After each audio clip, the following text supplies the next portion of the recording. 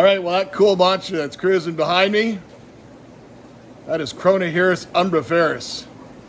And here at Cichlids of the Americas, they raise four types. So let's do a species profile on this incredible king of the aquarium.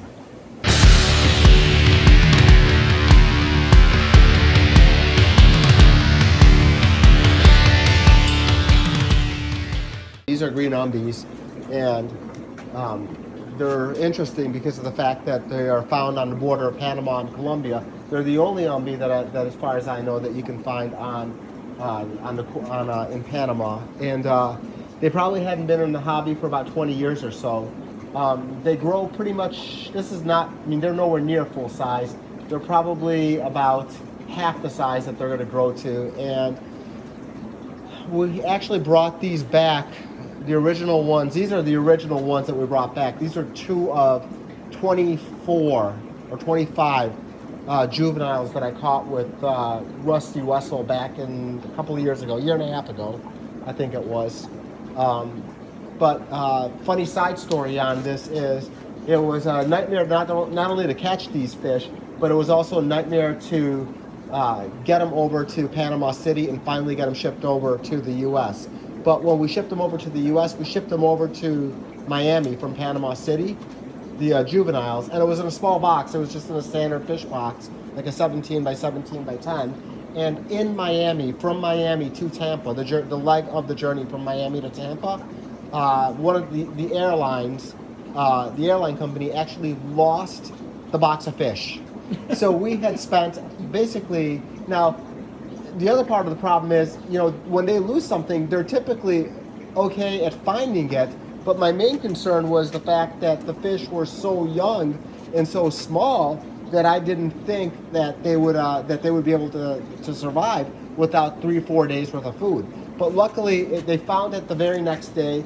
They had actually left a box of fish out on the tarmac, and I think at 2 o'clock in the morning, I got an email from the airline saying, "Is this the box of fish you're looking for?"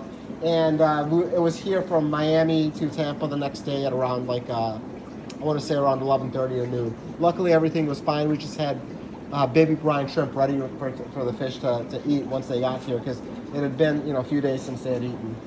These over here are Rio Mag umbees, and they're more of the traditional umbees that are found in the hobby. For many, many years, the fish were rare, and then all of a sudden what happened was there was an influx of them from Colombia, and ever since then, there's been, Colombian umbees have been imported from several different locations. Some of them have more spotting, some of them have less spotting. Some of them get bigger, some of them stay more traditional in the size, about 15, 16 inches. But for the most part, this is the bread and butter umbee, and not much of a fish to look at until it hits about 6 or 7 inches, when it starts gaining some of its color. And then the females typically don't demonstrate the same colorfulness that the males do. So everybody's really after a male, and it's a wonderful wet pet to have. Not a ton of hard water, specific water requirements, and they'll pretty much eat anything they get their mouth on. And they're highly prolific. And then these are the black umbees that we have over here. These are, I think they're called San Rafael. San Rafael is a catch location for them, and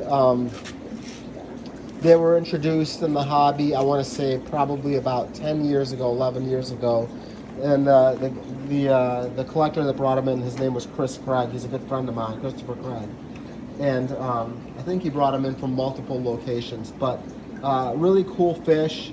If I had to speculate, I'd say that it's probably more closely related to the green umbee than it is to the regular traditional Rio Magdalena Blue Umbee.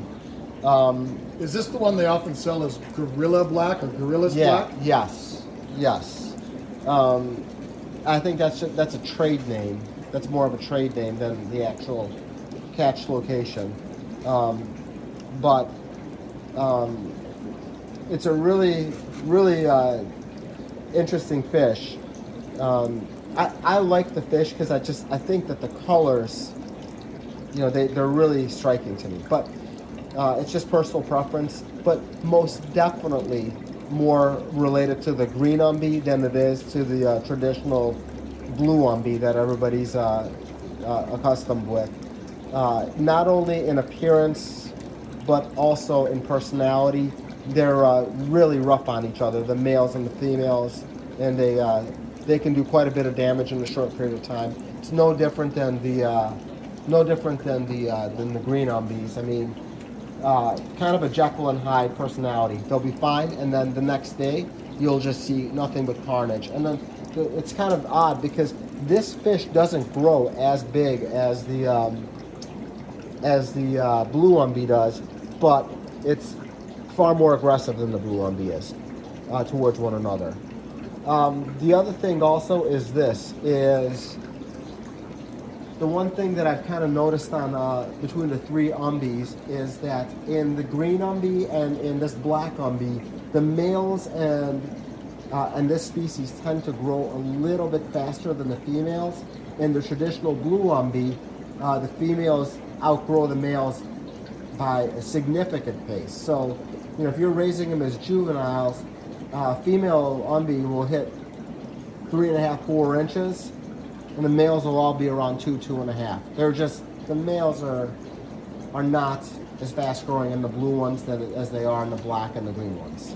Now you also have one more umbee that is like the best of all of these, right? You've held the best for last, right? Yeah, that's the Yanacue umbee, and basically we think this is the umbee that grows the biggest. We think this is the umbee that's got the best color out of all of them. So, really haven't seen what the production of it is in an aquarium. If they produce, if we see the same, in terms of same kind of results out of growth, for juveniles in an aquarium as we see in the wild. But in the wild, they definitely are the largest growing umbee, over 30 inches, and they are the bluest umbee, and they just look like a tank. That incredible noggin on that male that you had. Yeah. So it's just it's not a real mag. And then the other thing about them is they don't turn typically until they're about 6, 7 inches. So a lot of the umbees that are from Rio Mag, you'll see coloration.